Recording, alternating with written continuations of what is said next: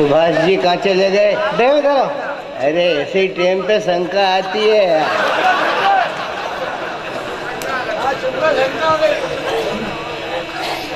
बच्चे खुचे लोगों,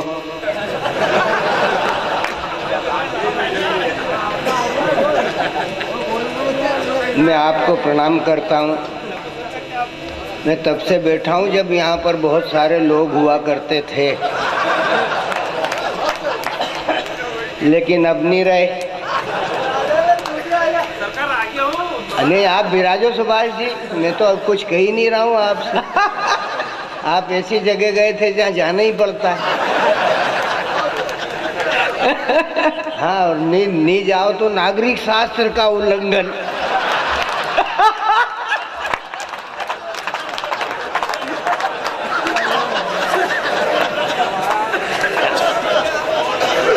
अरे हाँ, हिंदुस्तान बड़ा विचित्र देश है यार।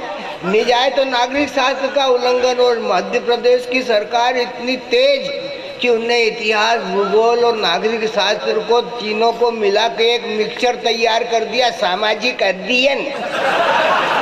सामाजिक।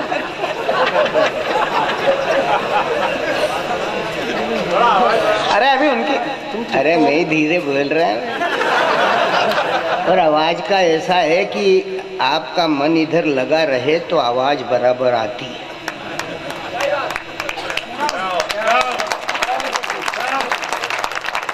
चलो, इतों को तो समझ में आई।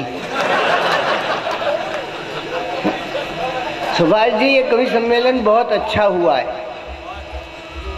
अशोक ने इसको गति दी है, व्यंग की रचनाएं हुई हैं, बलराम के जो मधुर गीत थे उन्होंने समा बांधा है। वो लड़की चली गई, मुझसे ही कुछ कह रही थी है? उसने वेद का तो कहना ही क्या।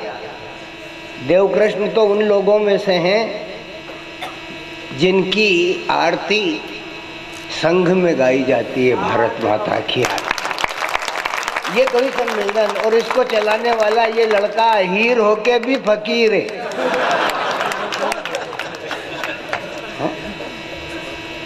अब हमारा नंबर आया है, लोग चले गए, न जाने किस स्थिति में होंगे।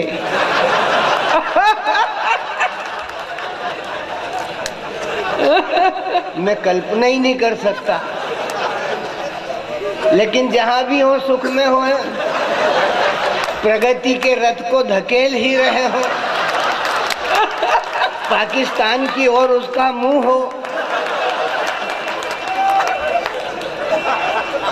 है? और देवास का ये कवि सम्मेलन हो जिसमें सुभाष जी खुद बैठे हुए हों, है? और लेकिन ये लगता है कि जो बच्चे खुचे लोग हैं ये मेरे पार्टी में आए। हमारी माता बहनें सूपड़ा फटकती हैं, सूपड़े की पहली पंक्ति पे अगली पंक्ति पे आके जो झटक फटक दिया जाता है वो कचरा बगदा होता है। इस कवि सम्मेलन रूपी सूपड़े की अगली पंक्ति पे आके जो झटक फटक दिया गया वो क्या था मैं नहीं कहूँगा, लेकिन जो पीछे बचता है वो माल होता है। वाह! और ये माल मेरे पार्टी में आया है, और मेरी पार्टी में इसलिए आया है कि ये माल है साधु ऐसा चाहिए जैसा सूप सुभाए। मैं गर्व के साथ कह सकता हूँ कि उतनी भीड़ में कविता सुनने के लिए जो लोग आए थे वो इतने ही।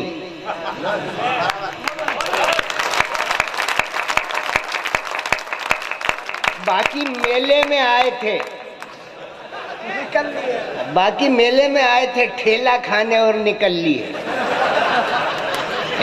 लेकिन ये माल मेरे पार्टी में आया। ये शेष है, ये शेष होकर के भी विशेष है, क्योंकि शेष के एक फण पर ही पृथ्वी धारण की जाती है।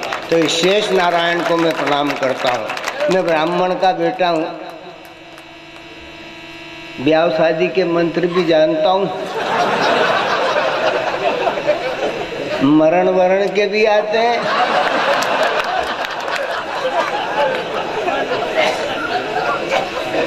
पर यही ध्यान नहीं रहता यार कि कौन सा कब बोल दूं।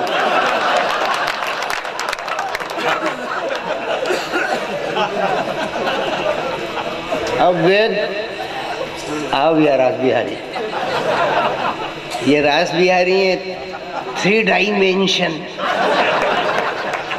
3 सिम लगती है। हाँ, तीन इनमें वो लगती है। क्या सिम? पर इनकी सिम जो है निष्प्राण है, अगर उसमें पिन नहीं होए।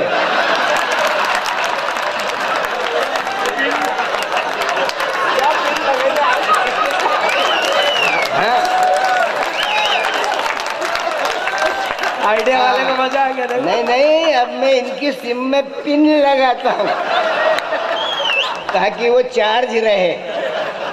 अभी बड़ी देर से डिस्चार्ज पड़ी हुई है। हमारे पास शब्दों का खेल है।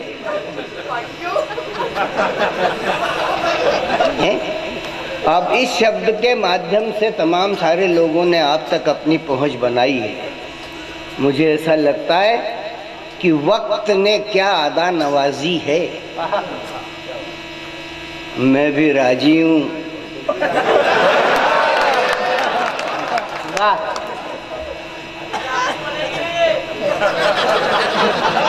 है?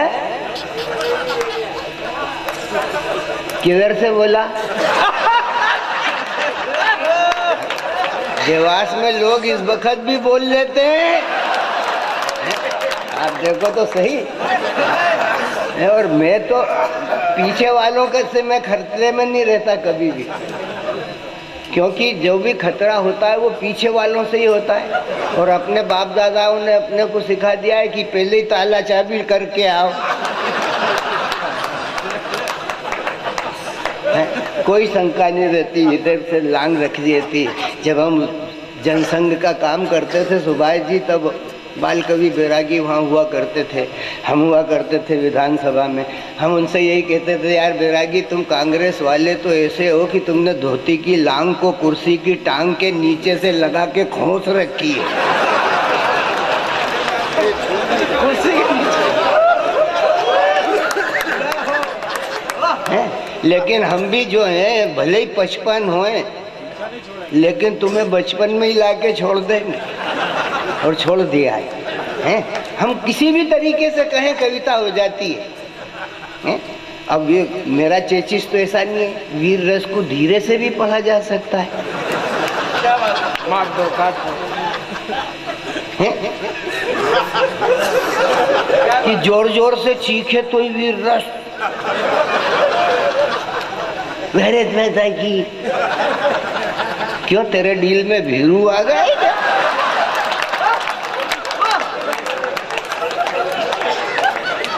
है मेरे डील में तो बजरंग बली आया है। तो ये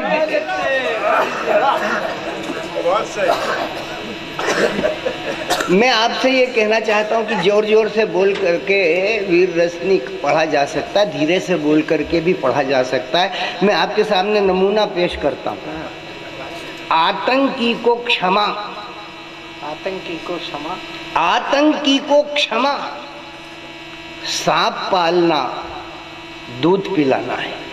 क्या बात है? आतंकी को क्षमा, सांप को, आतंकी को क्षमा, सांप पालना, सांप पालना दूध पिलाना है। आतंकी को क्षमा, शत्रु की दुर्भावना बढ़ाना है।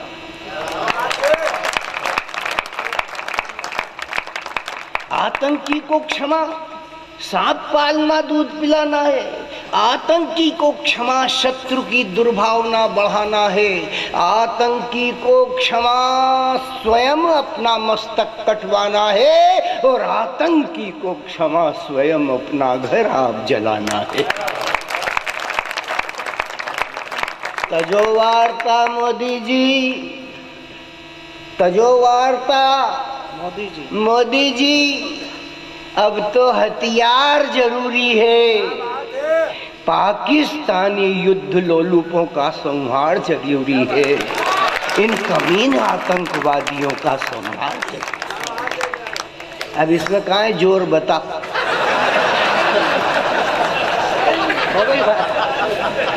इसमें है कहीं जोर? है?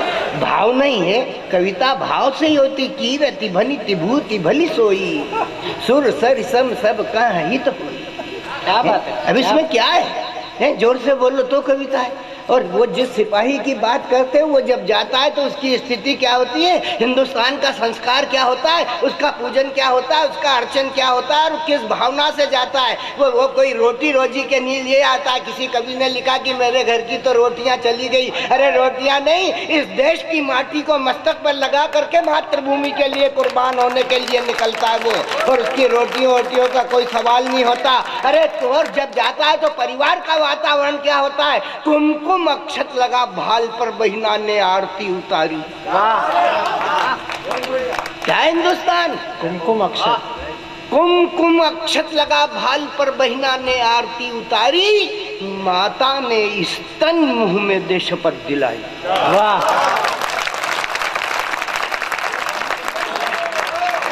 भारत ऐसे जय बुलाई जाती है।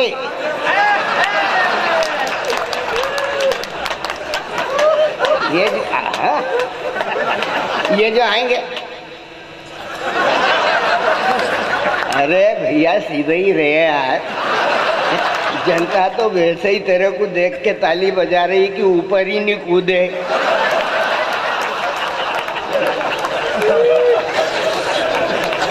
अच्छा यार, मेरे को मेरी ये चौथी पीढ़ी होगी। क्यों वेद? चौथी है ना, 5वीं आ गई है। मैं तो दादा बाप हो गया, सोने की निशानी चढ़ाना पड़ेगी अब। हाँ? मैंने सुभाष जी ये चौथी पीढ़ी देखी कवियों की, सामर्थ्यवान है, इसके पास ओज है, ऊर्जा है, और उतने ही नाटक भी है। 14 चुटकुले और 3 मिनट की कविता।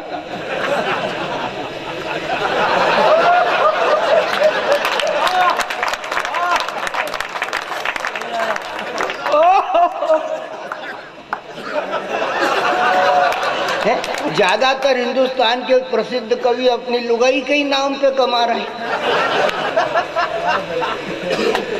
कुछ जोर जोर से बोल के ये कह रहे हैं कि बड़े अग्नि धर्मा है। हाँ, बड़े अग्नि धर्मा हो तो अभी तक सही साबुत क्यों दिख रहे हैं? तुम्हारे अंग प्रत्यंग तो जली जाना चाहिए थे। मेरी पत्नी हैं? हाँ, अब वीर रस के कवि, वीर रस में हम भी कह सकते हैं कि हमारी पत्नी ने हमें मारा।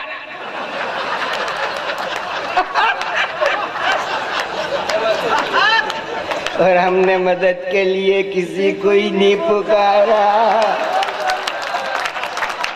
वाह वाह गुरुदेव। आजा कुछ नहीं, पुकार मत किसी को। शशिकांत बोला गुरु, हमने क्या? हाँ बेटा। बोले इसका क्या कारण है? हमने कहा पट्टे ये वीर रस का उदाहरण है।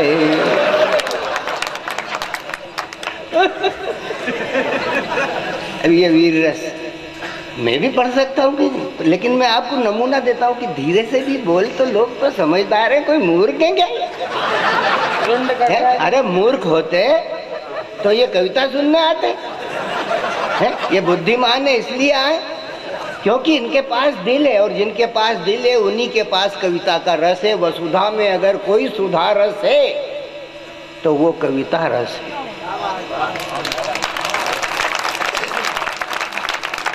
अच्छा, एक बात और मैं तुम सबसे पूछूं। मैंने अभी तक तुमसे कहा क्या कि ताली बजाओ? हैं? अभी आएंगे ताली बजाओ।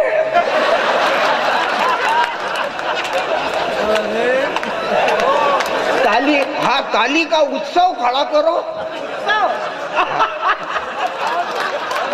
ताली का महोत्सव मनाओ। क्यों, तुम्हारे बाप के नौकर हैं क्या?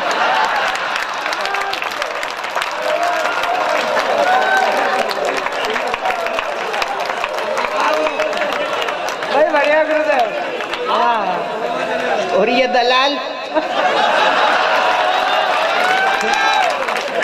अब इसको ये नहीं मालूम कि ये बंदर छाप बीड़ी है। वो तोता छाप दंत मंजन है, वो रामदेव का वो शहद, शहद हाँ? सस्ता शहद सस्ता है। और आप देखने चाहते हो तो आप देखो ये बंदर छाप दंत मंजन, वो च्यवनप्राश, वो फेयर एंड लवली चली गई,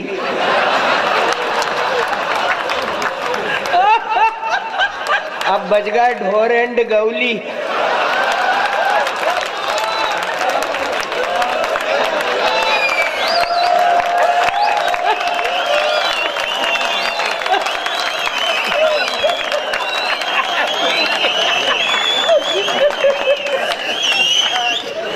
क्या तकदीर है, माला भी फिराई तो अजात शत्रु है, जात का भी पता नहीं है, जन्म का भी पता नहीं और शत्रु है ही। जात का जन्म का ये आनंद है इस कवि सम्मेलन। आप देखो ना, जो जितनी मूर्तियां रखी हैं उतना प्रसाद है। क्या बात है। वो लड़की चली गई, उसको देख के हमें भी ये लगता था, हाँ वो कह रही थी ना, ये बुढ़े लोग हो गए, बुढ़े लोग नहीं होते तो तू होती क्या।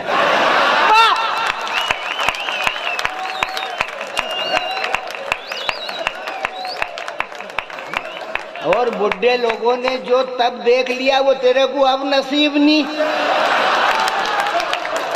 इसका जवाब नहीं गुरुदेव है, हाँ बिल्कुल सही है। देखो यार, जो बूढ़ों ने देख लिया वो तुमको अब नसीब नहीं है। अरे बुढ़ापे की अदाओं को कोई मासूम क्या जाने। वाह, बुढ़ापे की अदाओं को कोई मासूम